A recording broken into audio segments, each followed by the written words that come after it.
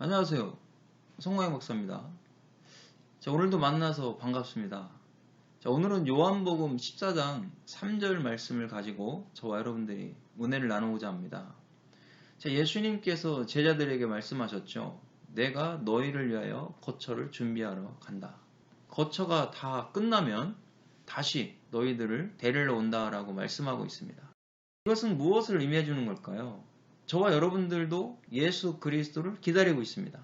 바로 주님이 재림하셔서 저와 여러분들을 데리러 오신다라고 말씀하고 있는 거죠. 바로 예수님은 신랑이 되시고 우리는 신부가 되는 겁니다. 이미 저와 여러분들이 구원을 받았다라는 것은 예수님과 우리가 정혼했다라는 겁니다. 그럼 정혼을 했다라는 것은 신랑을 기다려야 되겠죠. 혼인잔치에 들어가야 되니까요. 혼인잔치에 들어가서 영원한 하나님의 나라에서 살게 되는 겁니다. 그러면 예수님이 하신 이 말씀의 의도를 헬라어 원문을 통해서 보겠습니다. 3절 말씀에 보니까요. 가서 너희를 위하여 거처를 예비하면 내가 다시 와서 너희를 내게로 영접하여 나 있는 곳에 너희도 있게 하리라 라고 말씀하고 있죠.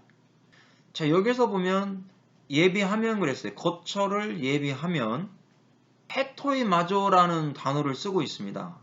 헤토이마조는 준비하고 거처를 마련한다라는 공급하다 이런 의미를 가지고 있습니다. 그런데 여기에 보면 가정법을 쓰고 있죠. 가정법, 과거, 능동태, 단수 1인칭을 쓰고 있어요. 자, 우리가 가정법을 썼다는 건 가정이잖아요. 말 그대로. 내가 예비를 하면 올 것이고 예비하지 않으면 안 온다. 이렇게 말씀하는 거죠. 그런데 지금 말씀하시는 시점은 현재입니다. 제자들에게. 그런데 여기에서는 과거 시제를 쓰고 있다는 거죠. 그러면 우리가 어떤 의미를 생각해 볼 수 있습니까? 이미 예수님이 부활하셔서 하나님의 나라에 들어가서 저와 여러분들이 살아야 될 거처를 예비하실 것이 예정되어 있다. 이런 의미를 가지고 있는 겁니다. 가정법이니까 그것을 다 만들면 오신다라는 거죠. 그러면 지금도 재림이 아직 이루어지지 않았잖아요. 그럼 우리가 이 말씀을 통해서 생각해 볼 수가 있겠죠. 아직 거처가 완전하게 마련되어 있지 않구나. 지금도 계속해서 주님은 거처를 준비하고 계시구나. 신부인 나를 데리러 오시려고 열심히 준비하고 있다는 것을 의미해 주고 있죠. 그러면 우리는 정원한 신부로서 하나님의 말씀 뜻에서 신랑을 맞을 준비를 해야 됩니다. 그러니까 거룩한 신부의 삶을 살아야 될 것을 여기서 말씀해 주고 있는 겁니다. 그 다음에 내가 오신다라고 했어요. 엘코마이죠. 직설법 현재 중간태 단수 1인칭을 쓰고 있습니다. 직설법 현재형을 썼다라는 것은 주님이 오시는 재림의 때를 말씀하시는 거죠. 실제로 재림이 일어난다라는 거예요. 직설법을 썼다라는 것은 실제적 사건에 대해서 쓴다라는 겁니다. 예수님이 진짜 오신다라는 거죠. 강림이 있을 것이다.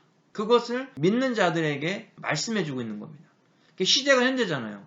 그러면 주님이 강림하시는 그때겠죠. 그때에 반드시 오신다라는 것을 말씀하고 있고요.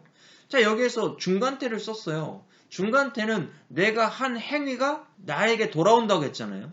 예수님이 이 땅 가운데 임하셔서 오셔서 거룩한 신부들을 영접하고 취한다라는 의미를 가지고 있는 겁니다. 저와 여러분들은 거룩한 신부로서 예수님이 땅 가운데 오시면 하나님의 나라로 갈 수밖에 없다. 그러니까 예수님이 저와 여러분들을 데리고 가신다라는 것을 말씀하고 있습니다. 그러니까 여기에서 영접하신다라고 말씀하잖아요. 파랄람바노라는 단어를 썼죠. 여기도 보면 직설법, 실제로 너희들을 영접할 것이다. 여기에는 미래 시제를 썼어요. 그러니까 주님의 재림은 앞으로 일어날 일이다라는 것을 말씀하고 있죠. 실제로 일어날 것이고 중간태 단수 1인칭, 단수 1인칭은 누굽니까? 예수님이 오신다라는 거죠. 예수님이 오셔서 직접 앞으로 미래니까요. 너희들을 영접할 것이다. 취할 것이다. 이런 의미가 되는 거죠. 예수님이 있는 곳에 우리도 있게 할 것이다. 자, 여기 보면 있게 할 것이다 그랬잖아요. 에임이라는 동사를 썼죠. 우리도 함께 있을 것이다. 가정법, 현재, 능동태, 복수 2인칭을 썼어요. 복수 2인칭이니까 너희들이죠. 너희들이 있을 것이다. 그런데 여기는 가정법 현재를 쓰고 있네요. 보세요. 가정법을 썼다는 얘기는 예수님의 거룩한 신부가 되면 천국에 같이 있을 것이고 거룩한 신부가 되지 못하면 있지 못할 것이다. 이런 의미가 되는 거잖아요. 현재 시제니까 영원히 있을 것이다. 이것을 여기서 말씀해주고 있는 것이죠. 저와 여러분 얼마나 감사합니까?